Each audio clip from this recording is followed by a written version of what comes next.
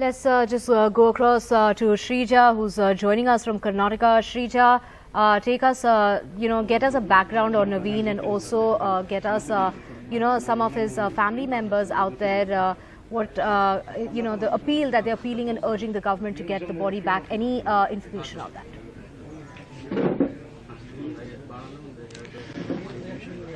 Well, it's a very huge loss, and it's a moment of grief, and a lot of people, those who knew Naveen and also the family members, have gathered here. They are, in fact, offering their condolences to the family members. So joining us here on the show at the moment is Naveen's father. What he tells us is that all that he has at the moment, the request to the Indian authorities, is that he just wants his son, Naveen's mortal remains, to reach back to the country as soon as possible.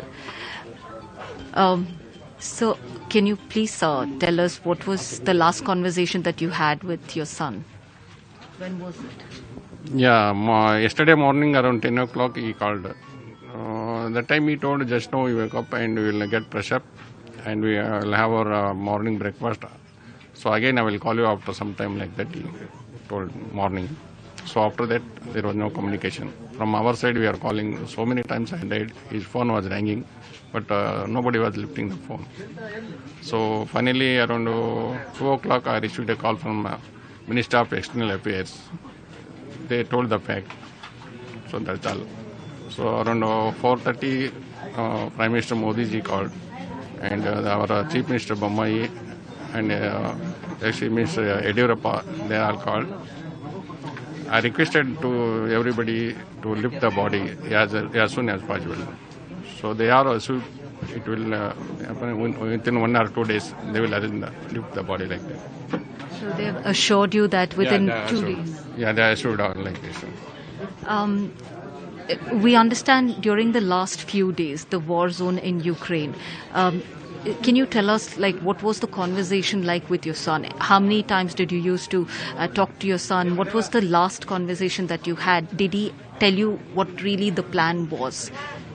So everybody used to call 3 to 4 times, morning, evening, afternoon and evening. So before the war, he used to call morning and evening only. The classes were going regular. So after finishing his classes, around 9:30 in the evening, he used to call.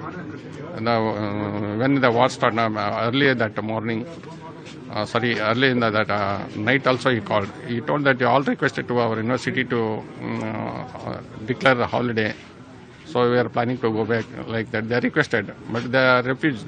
They said definitely there will be no war. So be calm, be cool here. Nothing will happen like that. They are not declared this holiday for the university. So that is why they forced back to stay there with the struggling. So after that, they used to stay in the bunkers, ma'am, with limited food and water, etc. Did he tell you of the plans that when he was planning to leave for the border? Did you ask him that? Did he tell you anything of that? Sorry. Okay. That when he was planning to leave Kharkiv to the borders? No, from last 15 days they were trying to leave the Kharkiv. So first reason, the university, they have not closed the university. And when the war started, after that, there was no this traveling problem. They used to come for this Poland or Romania border. They are far away from that border, around 2,200 kilometers. They are stuck in Kharkiv city. So that is why they are worried. And they are approaching our embassy in Ukraine. They are saying they are not getting a proper responsibility from the embassy in the Ukraine. From our side, we are also trying, all the parents from our side here, our ministers and all. Everybody was assuring, but nothing was happened. So finally, I lost my son. I spoke to your eldest son, Harsha. He says that Naveen had informed him that he was planning to catch a train to the border.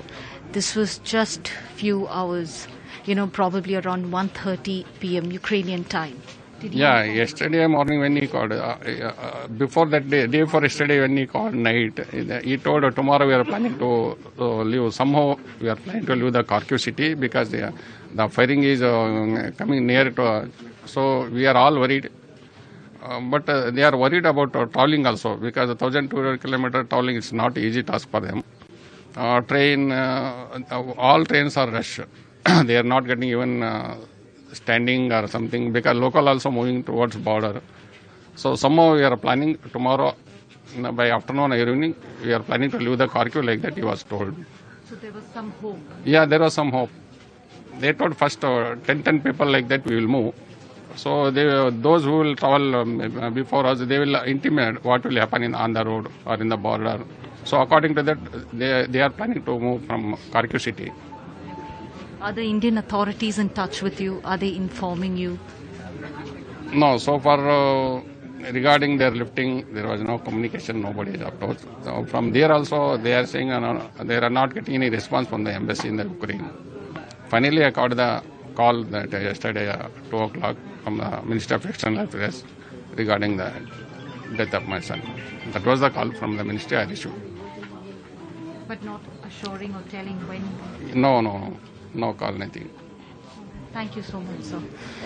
Well, that was Naveen's father who was telling us that there's no clarity at the moment. All that he wishes and waits for is Naveen's mortal remains reach here in Chalagiri. Now, this is the village, this is the place that he was born and he studied. And finally, he in fact took up the exam, and eventually he wanted to become a doctor, but since he could not make it for a medical seat here in India, in Karnataka, and so he chose MBBS in Ukraine. And the family members, all that they request is to the Indian authorities to, as soon as possible, to bring back Naveen's mortal remains, though there is no clarity at the moment. Back to you.